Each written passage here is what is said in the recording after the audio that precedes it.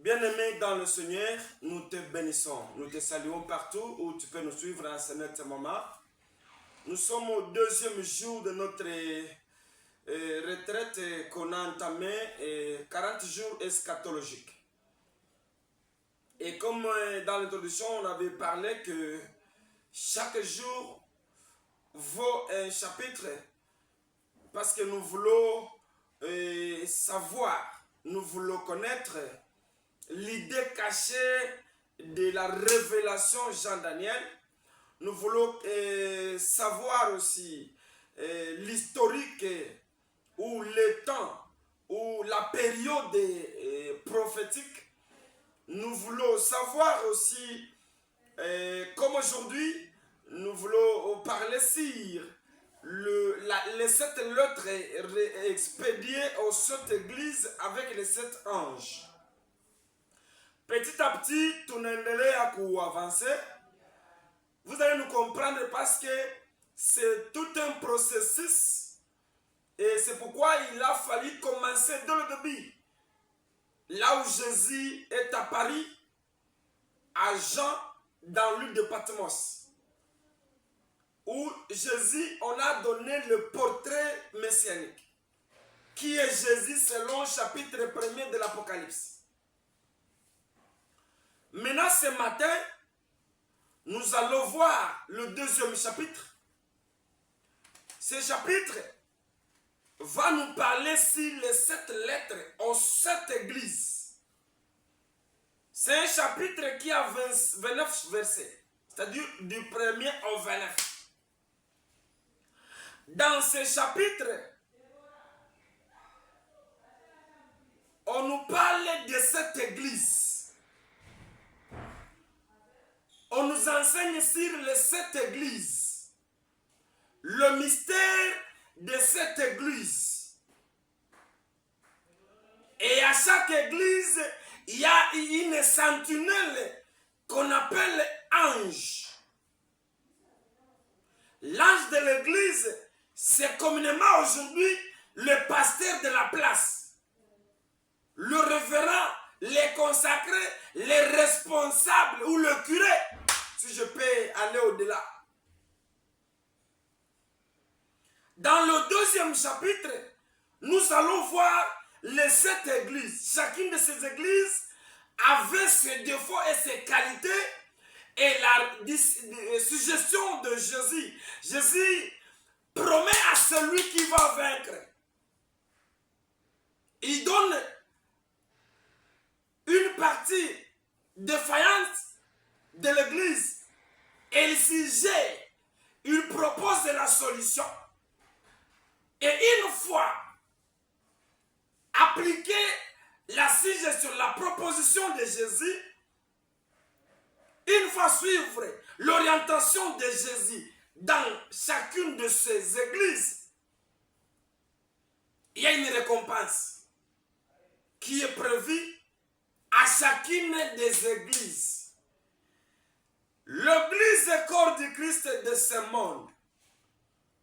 En particulier, l'église corps du Christ de la République démocratique du Congo. Cette retraite, ces conférences, ces programmes sont venus pour vous.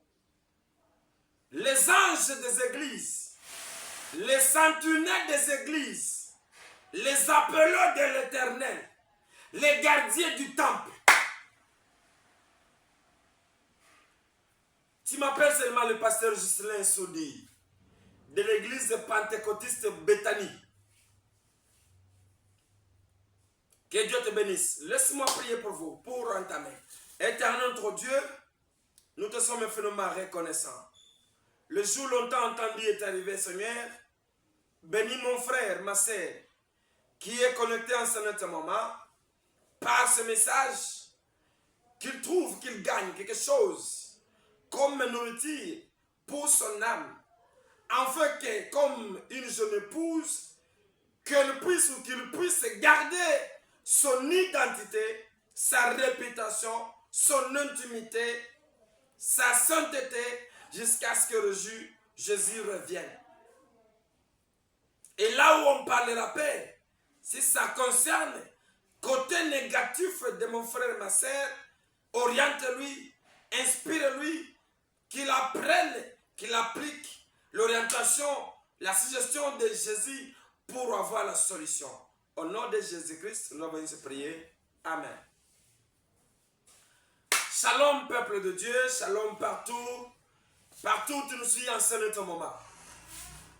Église pentecôtiste Bethany entame une conférence intitulée 40 jours eschatologiques. Ces 40 jours, bien-aimés, ça va parler sur les signes du temps. Siku za mwisho. Mafundisho ya siku za mwisho. Ces derniers temps, les églises préfèrent prêcher la délivrance, oui c'est bon. La prospérité, oui c'est bon. Mais c'est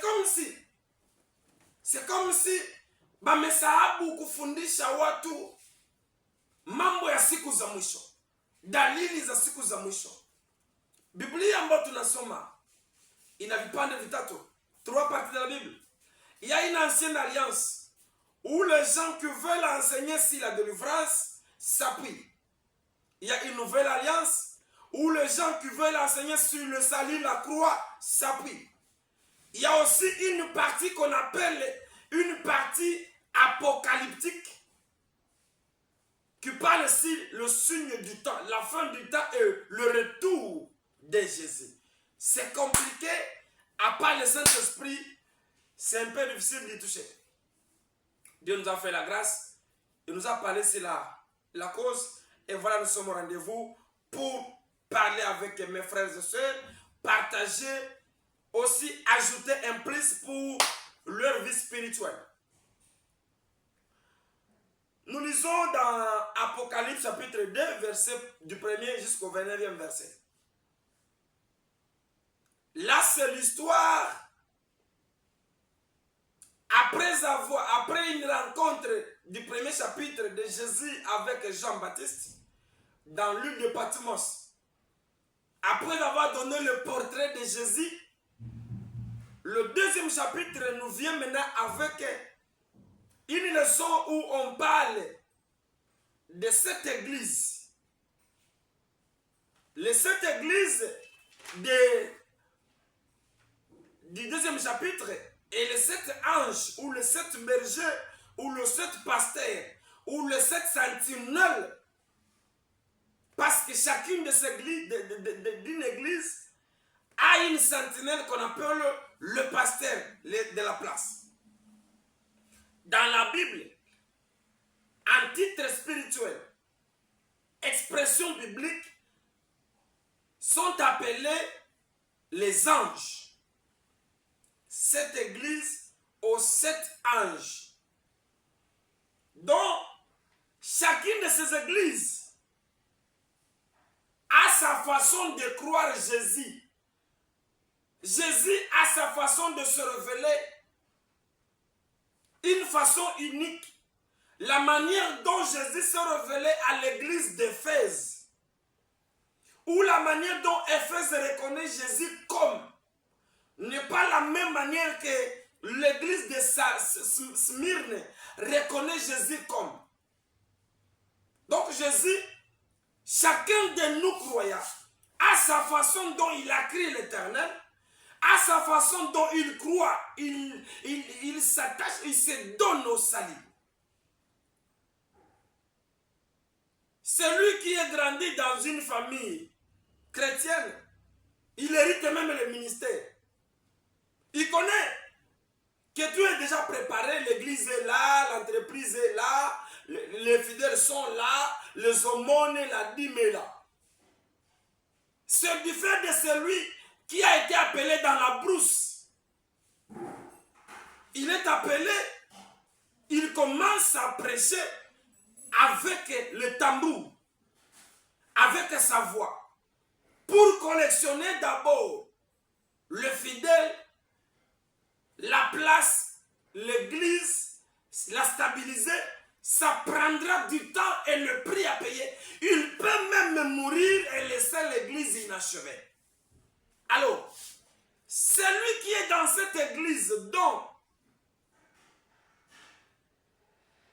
il connaît que Jésus c'est un pourvoyeur, il a hérité tout. Le ministère, le finance, le fidèle, le bâtiment, les entreprises. Lui ne sait pas la souffrance ministérielle.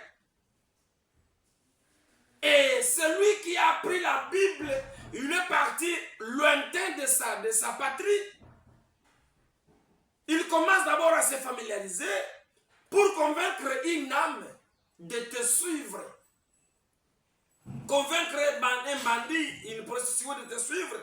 Et avoir un nombre de gens avec qui vous allez vous réunir pour louer soit une place et commencer une église. Cela aussi a sa façon de croire à Jésus. Il connaît que Jésus pour moi est.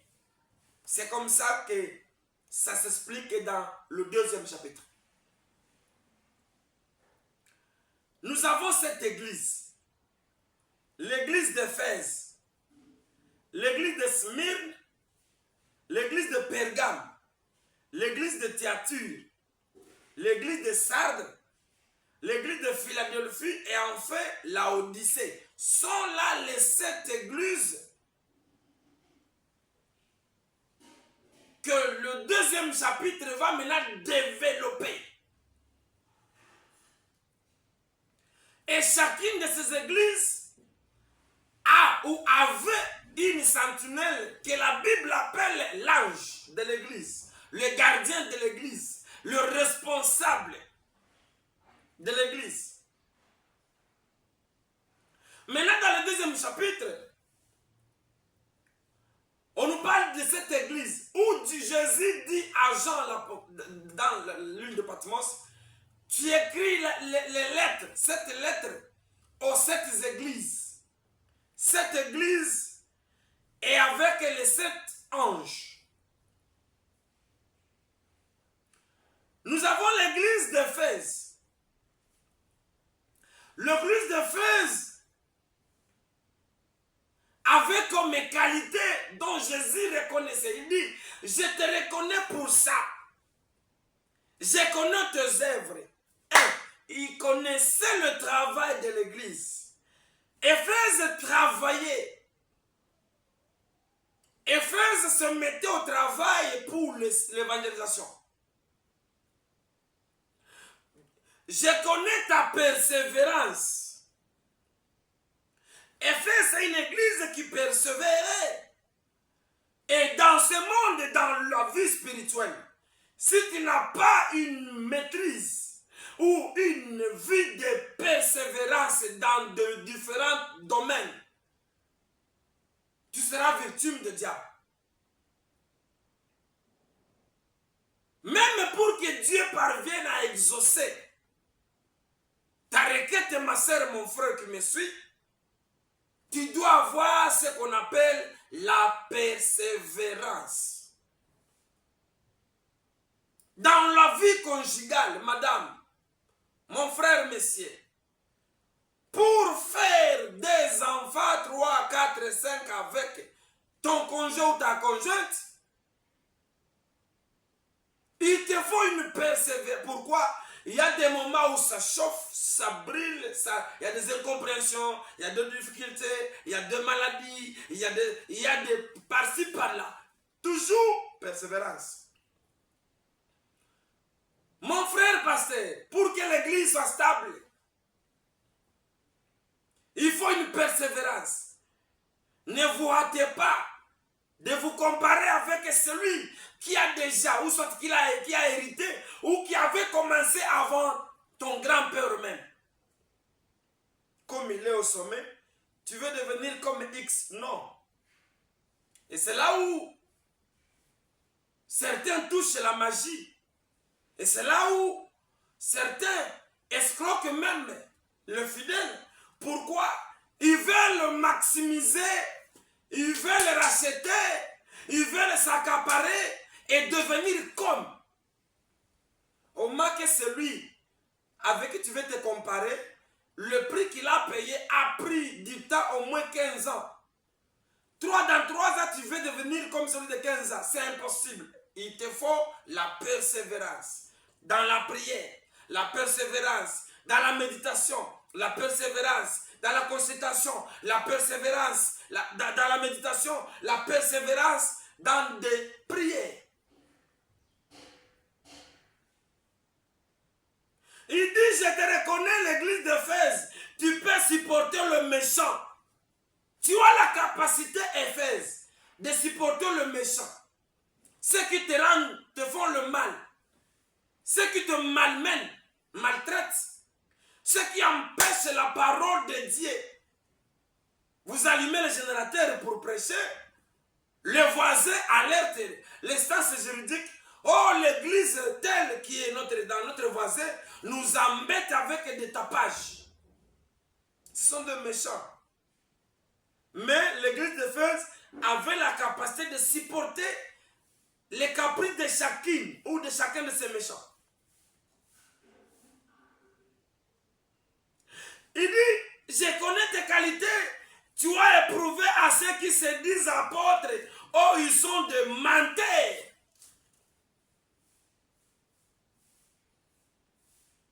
Approuvé. Il y a ceux-là qui s'appelaient et qui s'appellent même aujourd'hui. Je suis un apôtre. Appelle-moi apôtre. Un apôtre, c'est un messager. C'est un ambassadeur qui implante les églises. Un missionnaire. Maintenant, il y a ceux qui s'appelaient dans Éphèse apôtres au moment que Jésus ne reconnaissait même pas leur titre ministériel. Il y a des pasteurs autoproclamés, comme il y a des rebelles, généraux, je ne sais pas qui. Un Mousalendo qui se frotte, qui s'appelle général. Sans formation, sans capacité intellectuelle, sans bagage, sans document attestant qu'il mérite ses grades, il s'autoproclame. Et dans le ministère, il y a des choses pareilles. Il y a des pasteurs autoproclamés. Il y a des pasteurs achetés. Comme il avait de l'argent, il a de l'argent dans l'église. Il propose qu'on le consacre pour devenir pasteur. Moyennant son argent, on l'affecte à une église. Mais dans le livre de Jésus, le livre ministériel, il dit que je ne connais pas ces gens. Il dit encore la qualité de... Il dit à Éphèse, Éphèse, tu as souffert pour mon nom. C'est parmi les qualités de l'église d'Éphèse. La souffrance n'est pas synonyme au péché.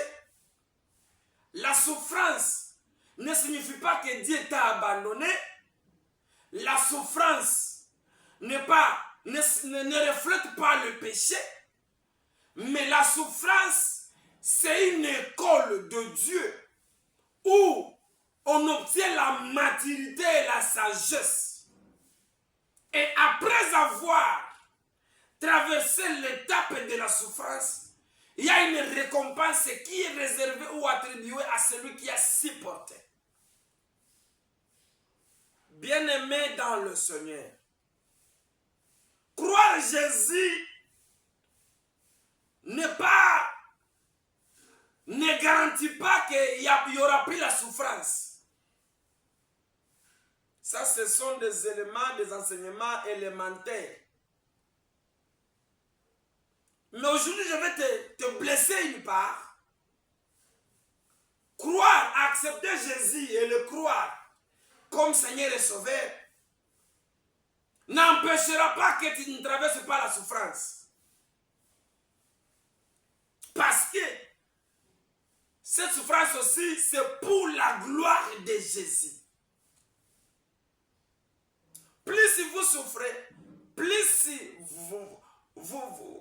vous vous adressez à Jésus, vous recourez à Jésus, plus vous lui rendez la gloire, plus il est glorifié dans cette souffrance et plus il est appelé Jésus. Dont la souffrance était aussi parmi les qualités de l'église d'Éphèse.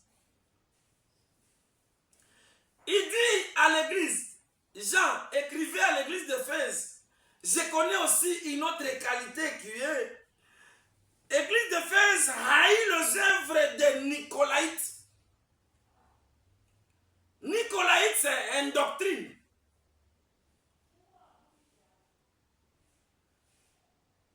C'est une doctrine. C'est une classe philosophique. Nicolaïte, je dis bien, c'est une doctrine, c'est une classe philosophique. Ce sont des acolytes de Balaam. C'est une foi, une croyance des idolâtres, de Cupide. Parce que Balaam avait consulté Balak. Il y avait l'échange, la proposition d'une monnaie pour que ce dernier puisse se maudire, prédire le malheur au peuple d'Israël moyennant de l'argent. Et il y en a aussi. Aujourd'hui, il y a des prophètes, pasteurs cupides, prophètes cupides. Il dit, venez dans notre église, venez. Les prostituées, les voleurs, venez pourvu que j'ai la masse. Parce que pour moi, la masse, c'est de l'argent. C'est un disciple de Nicolas. École nicolaïte. Où il pratique la foi de Balaam. Après les qualités, il dit maintenant, c'est que j'ai contre toi, église d'Éphèse. Tu as beaucoup de qualités, oui. Malgré tes qualités dépassent. Malgré tout, tu supportes. Malgré tout, tu persévères. Malgré tu travailles. Malgré. Mais ce que j'ai contre toi, église d'Éphèse, et que tu as abandonné le premier amour. Alléluia.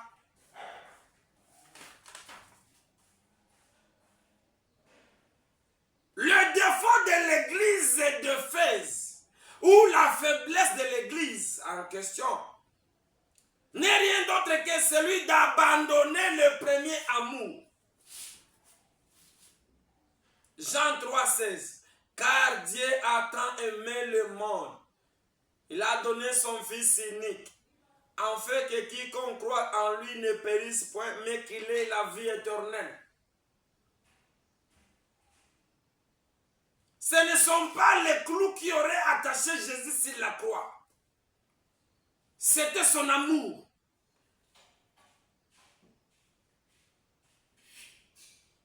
Le fait de pratiquer dorénavant l'amour, le partage. Une belle et bonne église est celui qui pratique l'amour. Upendo. Ce n'est pas seulement on se rencontre à l'église, on prie, on offre, on se sépare, chacun prend sa direction. Non.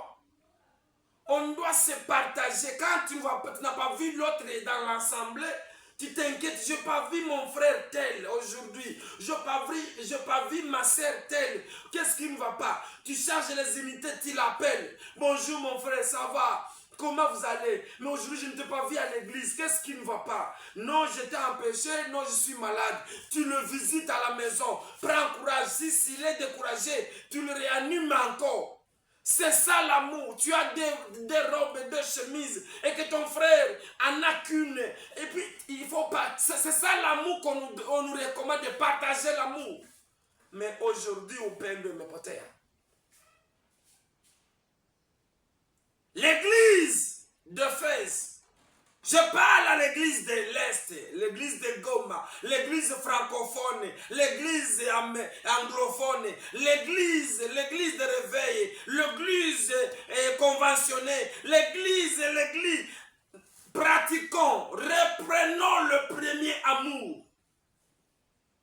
Ou quand une âme est égarée, le berger abandonne les 99. Il va chercher l'âme perdue. Aujourd'hui, dans les églises, ce qui m'étonne, un jour dans une église de la place, l'ange de l'église, le pasteur, dit, si l'un est parti, vous le laissez partir, Dieu va envoyer 1000. Ça m'avait choqué. J'ai dit, oh mon Dieu. Et c'est là, c'est par là que Dieu m'a parlé avec le livre que j'ai fait. Je suis en train d'écrire, intitulé, bientôt je vais le publier, intitulé La valeur de l'âme. Je suis presque au finissage.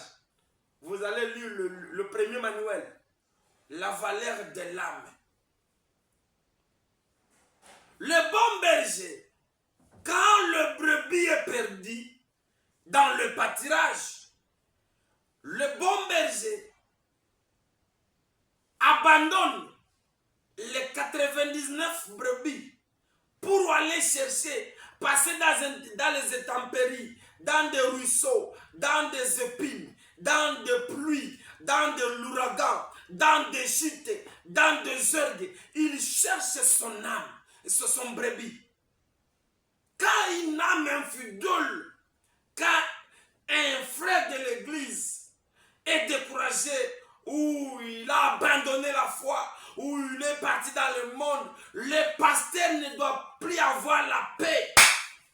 Doit aller chercher, fournir les efforts, supporter les caprices, les difficultés, le parcours, les circonstances, jusqu'à ce qu'il ramène encore le brebis au cou de la forêt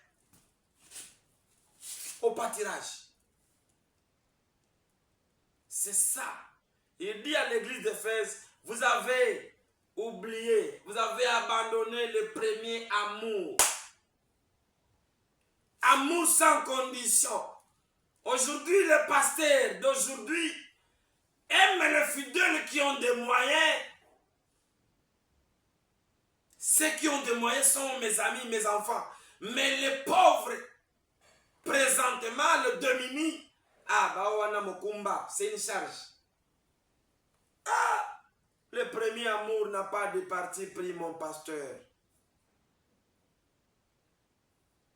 Il dit, à celui qui a des oreilles puisse entendre ce qui est écrit aux églises. Et au vainqueur de l'église d'Éphèse, je donnerai l'arbre de vie qui est dans le paradis. Quand Adam et Ève avaient péché,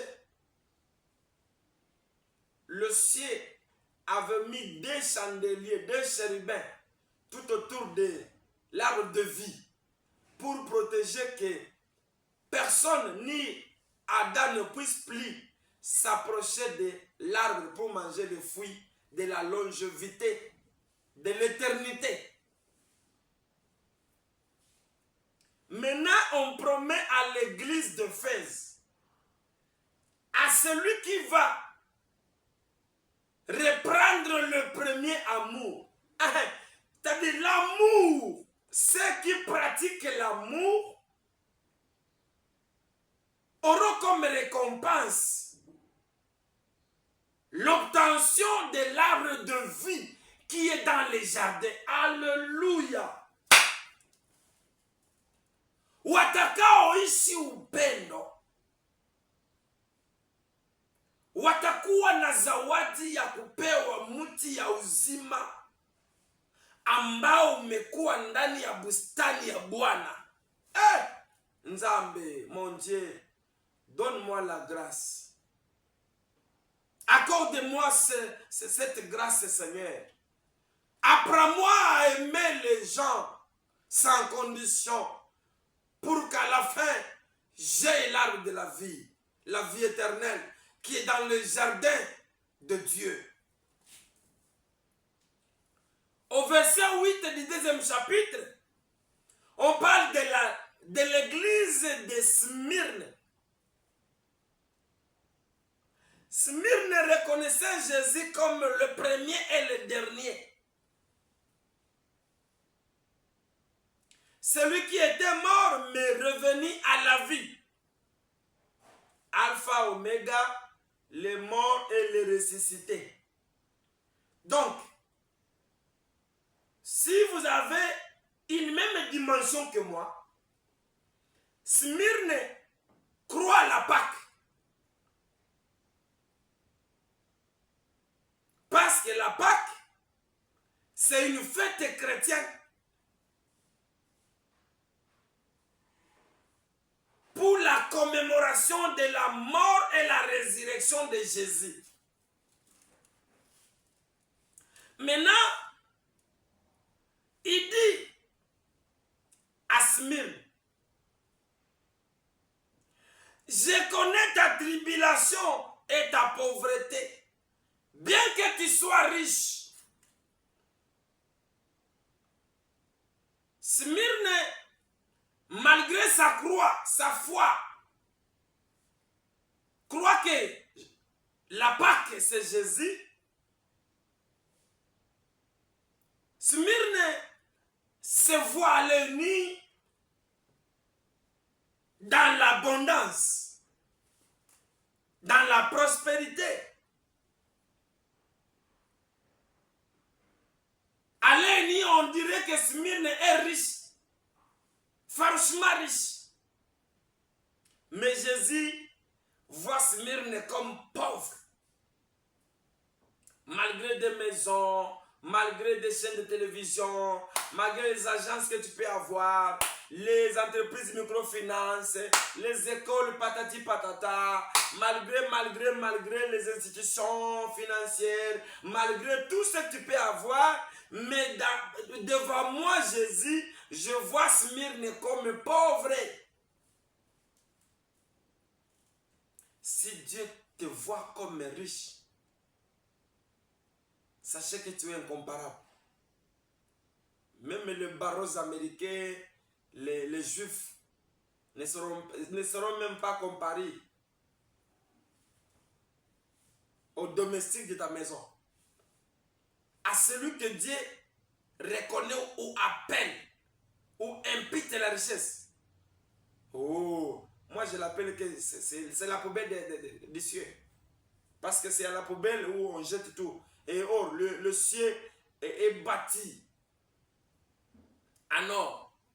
Et si tu devenais la poubelle de Jésus, quand on balaye, on torchonne la saleté, on la jette à la poubelle. Ce qu'on peut avoir comme saleté de l'or, c'est quoi? C'est de l'or. Maintenant, Smyrne avait presque tous les moyens. Devant les gens, il était réputé patron. Mais devant les yeux de l'Éternel, c'était un pauvre.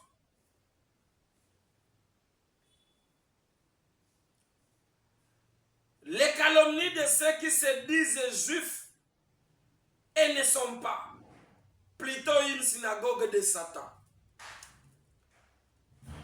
Calomnier quelqu'un, c'est imputer, accuser. Il y a une bande. Dans l'église d'Éphèse, il y a ceux qui se disent apôtres, mais qui ne le sont pas. Dans l'église de Smyrne, il y a maintenant ceux qui se disent juifs, ne le sont plus non plus, mais ce sont les adeptes du Satan, du diable. Qui font quoi? Qui ne cessent de calomnier l'église de Smyrne. Il dit au verset 10, tu vas souffrir, mon frère. le diable jettera quelques-uns de vous en prison pendant 10 jours. Oh, un jour à l'Éternel. Au-delà de... Le diable va vous accuser jusqu'à vous jeter dans la prison pendant 10 jours. Il dit, sois toujours fidèle jusqu'à la mort. La fidélité recommandée. Bien-aimé dans le Seigneur. Même dans le mariage. Dans la vie conjugale. Ce qui est à la base, le noyau ou la fondation du mariage, c'est la fidélité.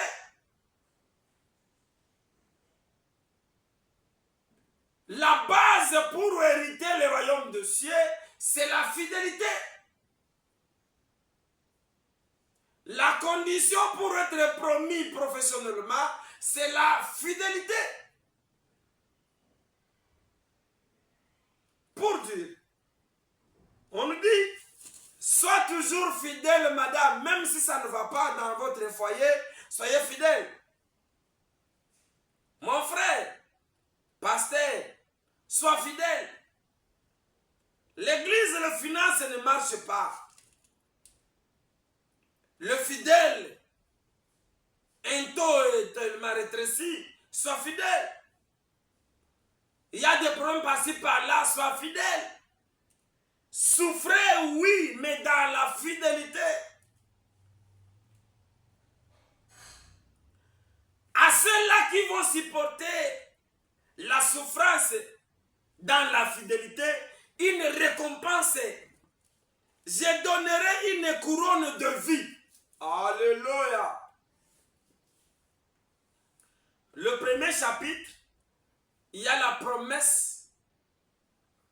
La première église plutôt, excusez, l'église de la première église, on a promis l'arbre de vie. Deuxième église, on promet maintenant la couronne de vie. La gloire. Celui qui vaincra n'aura pas souffert la seconde mort. Celui qui va maîtriser, supporter la souffrance, ne mourra plus pour la deuxième fois. Est-ce qu'il y aura la deuxième mort? Oui. Quand vous naissez, vous grandissez comme moi et vous, nous sommes en vie, mais la finalité c'est la mort. Ça c'est la première des morts. Quand Jésus reviendra pour enlever l'église, il va ressusciter les morts.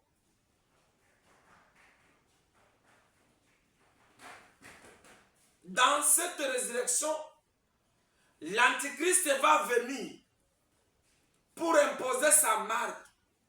Il va imposer la douleur, la souffrance. À ceux-là qui vont nier la foi et accepter la bête, vont mourir.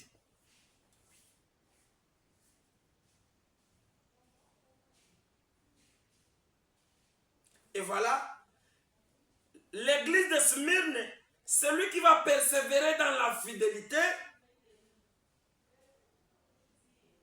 n'aura plus à souffrir d'aider si la seconde mort. Au verset 12, on dit écrit à l'église de Pergame. L'église de Pergame reconnaît Jésus comme celui qui a l'épée aiguë à deux tranchants.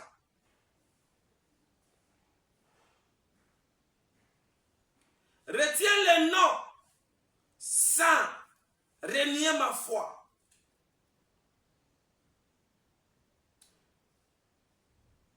Tu témoignes. Tu es un témoin fidèle à Antipas qui a tué chez vous là où Satan a sa demeure.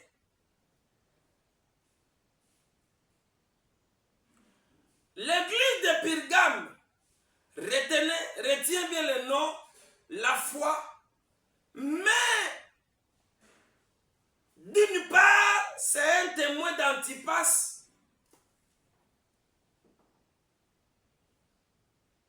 qui était tué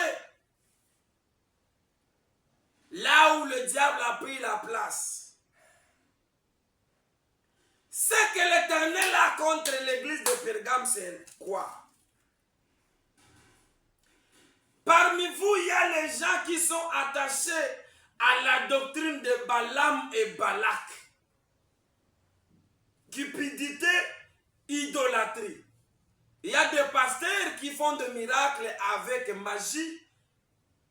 Il y a de l'eau bénite, l'eau de Jérusalem, la terre, le sol, la poussière de Jérusalem, de Golgotha, qui font tomber les gens avec leurs vestes. Ils ont des bagues magiques qui font des voyages astrales.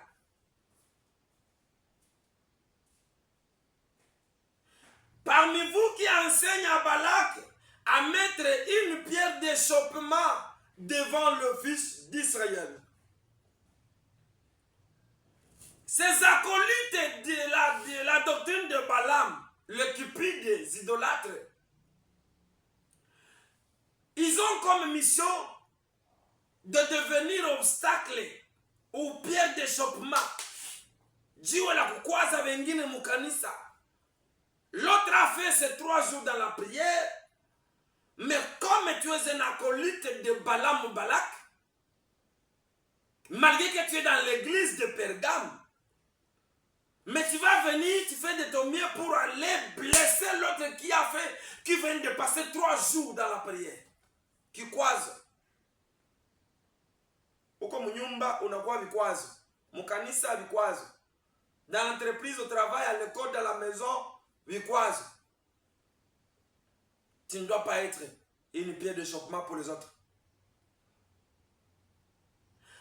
Ces acolytes ont comme mission de faire manger la viande sacrifiée aux idoles à l'impudicité. Leur mission, c'est de blesser les enfants de Dieu, les mis à part, d'aider se donner il faut sembler d'être les Samaritains, mais ils amènent les interdits dans le temple pour faire nourrir aux enfants de Dieu les aliments ou les viandes consacrées aux idoles. Aussi, ils sont en train d'initier les autres dans l'impudicité. Un pasteur impudique, un modérateur impudique, un choriste, un chanteur impudique, tout le département que tu peux avoir dans l'église, mais il y a des gens qui sont possédés à l'impudicité. Omoni muté azote ya meloketo na papa ikatana te bukana te ndumba molaso impudique. Comment un pasteur, comment un chrétien, un enfant de Dieu, un appelé de l'Éternel, un messager, un soi-disant ambassadeur de Jésus, un représentant de Jésus, mais impudique? Non, ce n'est pas ta faute. Tu es dans l'église Philadelphie, dans l'église Sepak, dans l'église Emmanuel, dans l'église Bethany, dans l'église, je ne sais pas, Nissi, selon la dénomination de votre église, mais tu es dedans, mais tu n'es pas de leur foi. Pourquoi tu es un fils ou un acolyte de qui? De Balaam. Tu as la mission de sacrifier les enfants de Dieu à manger les aliments sacrifiés aux idoles, aussi initier l'impudicité. Coucher avec les enfants d'autrui. Que Dieu nous pardonne.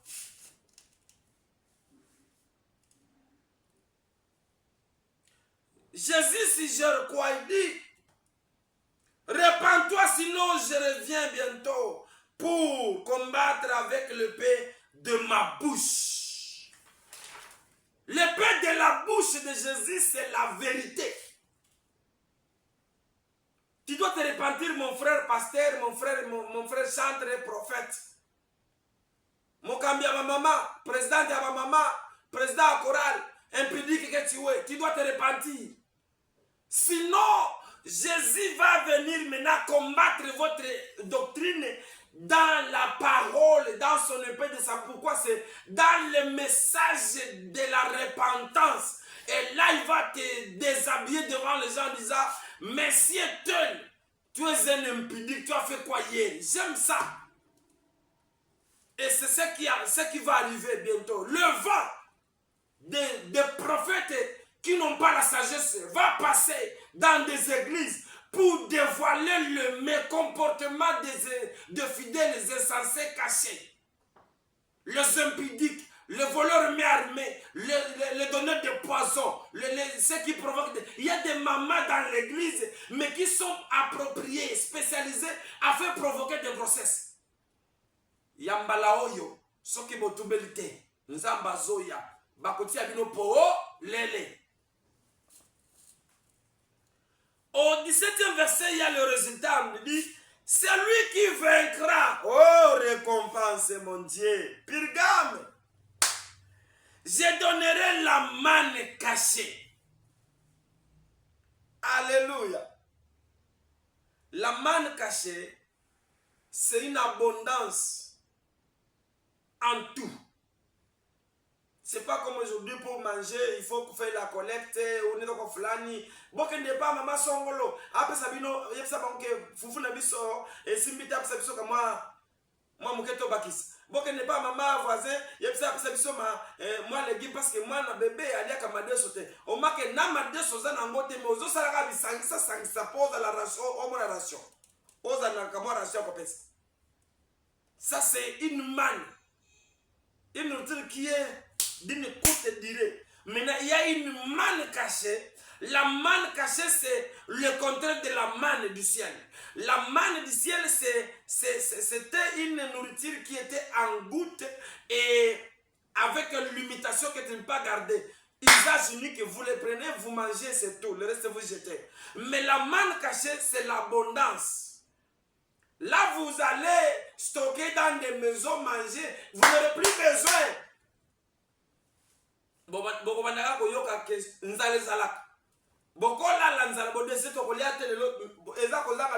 C'est pas par manque de la nourriture.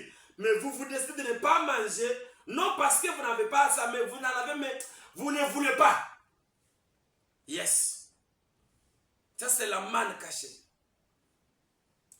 Je donnerai un caillou blanc sur lequel écrit les noms de nouveau. Et que personne ne connaît à part celui qui la recevra. Alléluia. Je vous ai toujours dit que après cette vie, dans l'enlèvement de l'église, nous aurons dans le millénaire, ça ne sera pas seulement l'adoration. On va nous apprendre aussi, ça sera une école. Parce que l'adoration que nous faisons sur la terre est fondée par des raisons. Seigneur, je t'adore parce que je suis en bon état, ma femme m'a mise au monde. Seigneur, je t'adore parce que j'ai échappé à la mort. Seigneur, je t'adore parce que mon enfant était malade mais il est guéri. Je t'adore parce que patati, j'ai fait le mariage. Tu vois, l'adoration qui est fondée par des raisons.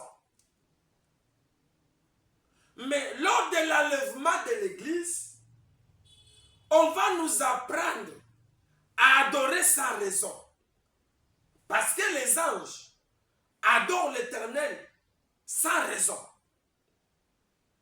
Et aussi, il y a des noms de Jésus qu'on n'a jamais su ni révélés. À l'église de Pergame, celui qui va vaincre la souffrance, l'impudicité, la cupidité, aura comme récompense une pierre blanche. Libanga ya pembe. Likolo ya libanga bakomi kombo ya sika ya nzambe. O motu moko te nano aloba yango to ayebisa yango te. Ayebi yango pete. A part mutu o aza na libanga na maboko. Jésus donnera une pierre à celui au vainqueur. Sur la pierre, il y aura un nom de Jésus. Un nouveau nom. Un autre nom que nous-mêmes, jusqu'à présent, on n'a jamais découvert. À part les détenteurs de la pierre et les donateurs de la pierre qui sauront que c'est le nom d'eux qui est écrit sur la pierre. Quel privilège! Eschatologie. Verset 18, on nous dit, l'église de Thyatire reconnaît Jésus comme fils de Dieu. Celui qui a les yeux comme flamme de feu. Les pieds sont semblables à des larins. Je connais tes deux œuvres, ton amour, ta foi, ta fidélité, constance, tes manières et tes dernières œuvres plus nombreuses que les premières. C'est-à-dire, l'église de Thyatire fournissait beaucoup d'efforts dans le travail, progressait beaucoup plus.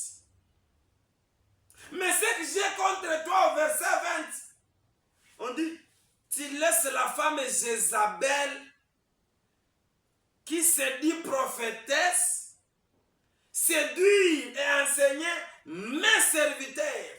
Et malgré qu'on dit bolingo, fidélité de service, mapambazou, nabakito zalaka, bolingo, l'amour est là.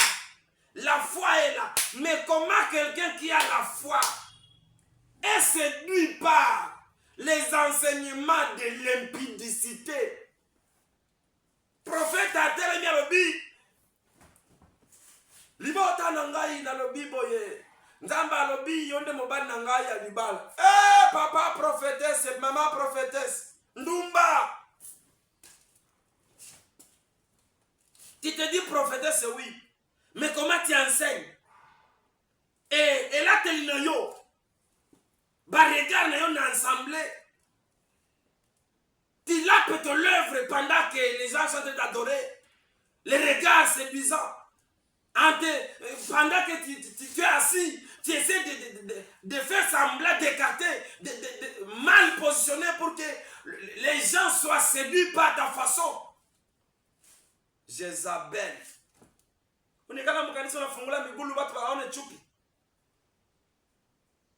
Pasteur n'a pas kumazabau, un pasteur qui monte Dieu de la chair avec un pantalon juste au corps. Les parties intimes sont bien définies du haut de la chair, impudique.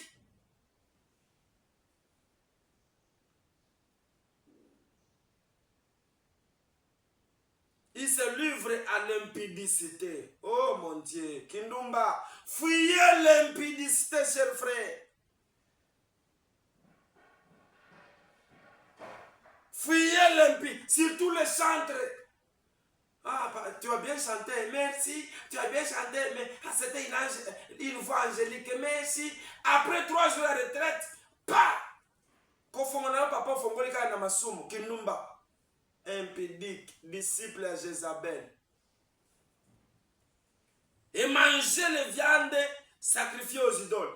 Même doctrine de l'église de Thyatire, c'est la même doctrine avec celle de Pergame. Alléluia. Au verset 22, il y a la conséquence. Je vais jeter sur toi au lit et envoyer une grande tribulation à ceux qui commettent, s'ils ne se répandent pas. Bien-aimé Kama Haoutoubou, si tu ne veux pas te repentir dans l'impudicité que tu traverses, tu es en train de consommer, imposer aux choristes, aux fidèles, aux mamans, aux femmes d'autrui de l'église, il y a un châtiment. Dieu va te frapper d'une maladie sida, maladie hépatite, maladie syphilis, maladie, je ne sais pas, une grave maladie qui va t'imposer au lit. Les asticotes vont te sortir dedans.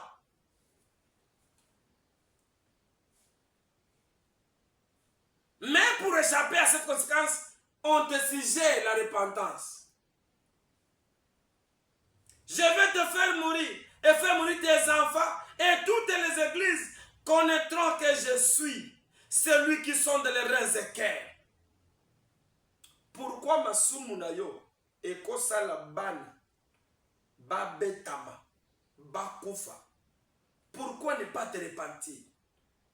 Pourquoi acceptez-vous que tes enfants subissent les conséquences de ton impudicité. Un pasteur à Kampala m'appelant en disant, pasteur, en tout cas, j'aimerais t'inviter chez nous. Non, viens d'abord qu'on parle. Il est venu chez nous, dans notre ville, dans notre province. Il me dit, si chez vous, vous avez encore beaucoup de lois. Mais nous, là, chez nous, un pasteur peut aller à la plage avec d'autres fidèles, c'est normal. Il peut aller dans une boîte de nuit, c'est normal. Et si sa dame, son épouse est loin de lui, il peut prendre l'une de filles. Je lui dis, monsieur, qu'est-ce que tu dis? Ça, ce n'est pas une église, ça, c'est le camp de diable. Je lui ai référé à lui, le 2 premiers chapitres, mais surtout le chapitre 2 de l'Apocalypse, où vous verrez les conséquences de l'impudicité. Vous ne faites plus partie de l'église, mais vous êtes les disciples de Jézabel.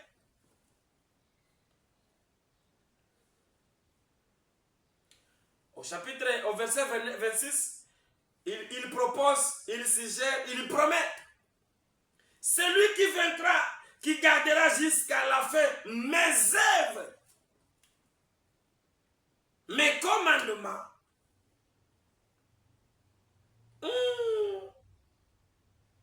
L'autorité, si je lui donnerai l'autorité sur les nations, il va dominer les nations. Alléluia. Grandeur. Il le pètera avec verge de fer. Je lui donnerai l'étoile du matin. Bien-aimé dans le Seigneur. Vous voyez, l'église, chacune de ces églises avait sa qualité et ses défauts. Et Jésus, par son amour, il suggère et il promet. Pour certains, l'arbre de vie, couronne, domination, direction des nations, étoile du matin, longévité. Pourquoi? Ça dépend de ta façon de se concentrer, de se consacrer, d'obéir, de respecter, de pratiquer la parole de l'Éternel. Que Dieu te bénisse, que Dieu exauce ta prière, que ce message du chapitre 2 de l'Apocalypse te soit un remède, une clé du salut, de la sainteté, de la persévérance, de l'amour. Reprenez le premier amour, repentez-vous, ayez la foi, persévérez, fuyez l'impudicité, adorez le seul, l'unique et véritable Dieu. Et nos zigita, oh, fétiche, droit, kisi akoyaboko, akobate la dibala, musala, non. Tout ce qui peut protéger, tout ce qui protège l'entreprise, la promotion, les foyers, les enfants, l'intelligence, tout, c'est le nom de Jésus-Christ. Que Dieu te bénisse abondamment. Ciao.